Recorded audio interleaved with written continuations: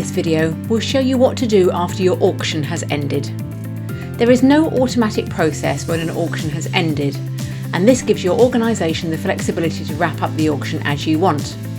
If you are concluding the auction and would like your highest bidders to pay on your website, then you can convert your auction lots to products to enable your customers to pay online. To do this, first log in as an administrator. From your main navigation, head to Admin, Events, and then click on Show Archived Events from the Manage menu as your auction has now finished. Click on the Auction Lots from the Manage menu for the auction, and then select Convert to Products from the Auction Manage menu. This will convert every auction lot to a product that you can then sell via your website. The product will be listed in your events product page. The product will only be accessible to the winning bidder when they log into their website and access your shop.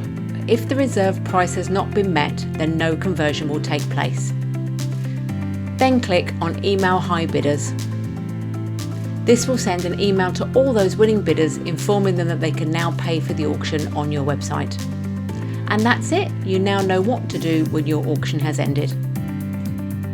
Head to our other tutorials and FAQs for any further guidance you require, from setting up events to holding a raffle. Thanks for watching.